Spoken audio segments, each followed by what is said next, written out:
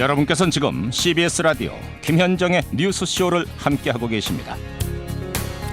여러분, 액체 괴물 슬라임이라고 혹시 들어보셨어요? 아마 아동이 있는 집에서는 지금 무슨 말인지 바로 알아들으셨을 겁니다. 요즘 굉장히 유행하고 있는 일종의 장난감인데요. 끈적끈적하면서도 말랑말랑한 슬라임이라는 물질, 이게 뭘 생각하시면 될까요? 투명한 찰흙? 찰흙인데 투명한 것? 뭐 이런 걸 상상하시면 됩니다. 그걸 조물조물 만지면서 노는 겁니다. 아주 인기가 높습니다. 그런데 이 액체 괴물 슬라임을 조사해 보니까 독성 물질 붕소가 유럽연합의 기준치보다 무려 7배나 높게 검출이 됐다고 합니다.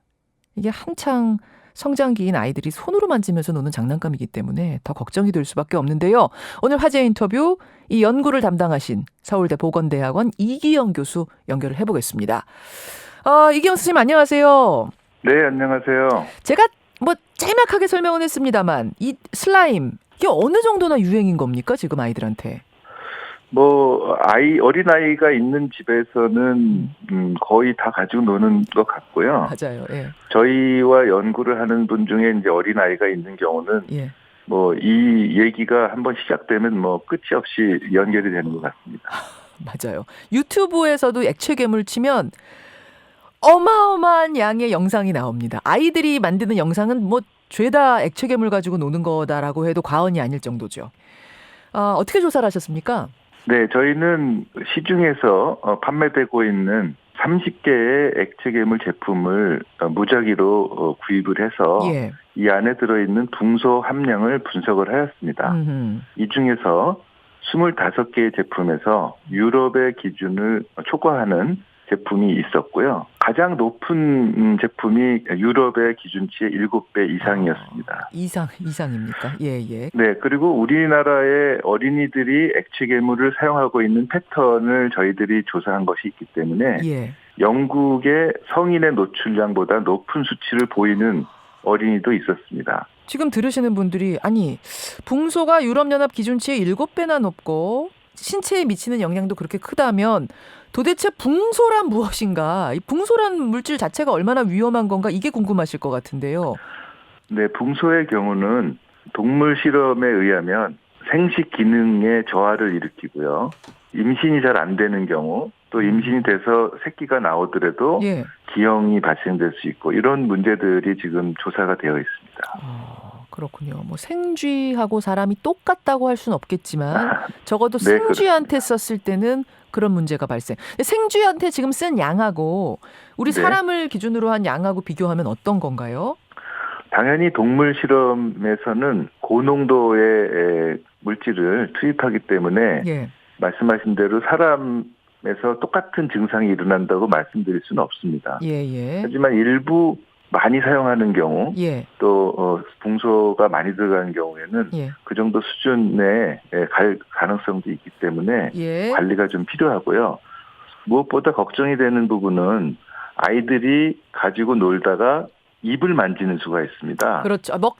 갖고 놀다가 그 손으로 네. 그냥 빵을 먹고 과자 먹고 이러더라고요. 네, 그렇습니다. 그럴 경우에 저희가 조사한 부분은 피부로만 들어오는 부분을 연구를 했고요. 입을 통해서 들어오는 경우에는 또 흡수율이 조금 더 높습니다. 따라서 그런 경우는 가급적 피하는 것이 좋습니다. 그 슬라임에 붕소 화합물 외에는 어떤 유해 물질이 또 있었습니까?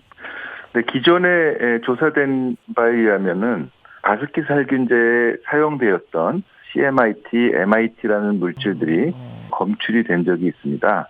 다행히 우리나라에서는 2018년부터 예. 장난감에 이런 물질 사용이 금지되었습니다. 근데 이전에 또 액체 괴물에서 발암 물질인 포름알데하이드가 일부 제품에서 검출된 적이 있었고요. 예.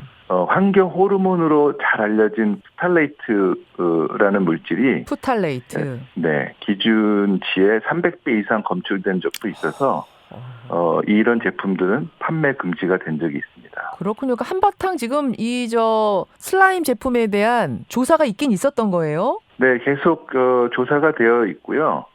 사실 우리나라에서는 신고만 하고 제품을 만들어서 판매를 할 수 있게 되어 있습니다. 그래서 지금 이미 판매가 시작된 이후에 예. 조사를 해서 문제가 생기면 리콜 조치를 하게 되죠. 하지만 이미 만든 제품에 대한 그 처리가 좀 쉽지 않습니다. 리콜 조치를 내려라라고 했는데 리콜을 안 하고 그냥 만들어 놓은 걸 계속 파는 데가 있단 말씀이에요. 네, 그렇게 지금 알려져 있습니다. 여기까지 그 손이 미치지 못하고 있다. 철저하게. 그럼 당장 학부모님들 어떻게 하셔야 되나, 부모님들?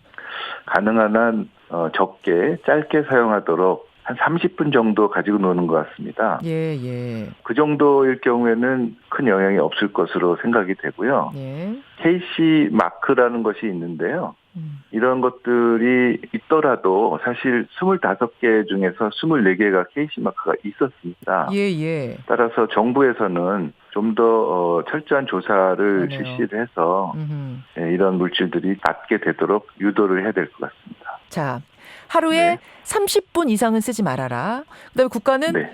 위험한 물질들을 얼마나 썼는지에 대해서 일단 할 수 있는 데까지 좀 파악하고 관리를 하는 작업이 지금부터 필요하다, 이 말씀이시고요. 네, 그렇습니다. 예, 이렇게 정리하면 되겠습니다. 교수님 오늘 말씀 고맙습니다. 네, 감사합니다. 예, 슬라임에 대한 연구를 하신 분이에요. 서울대학교 보건대학원 이기영 교수였습니다.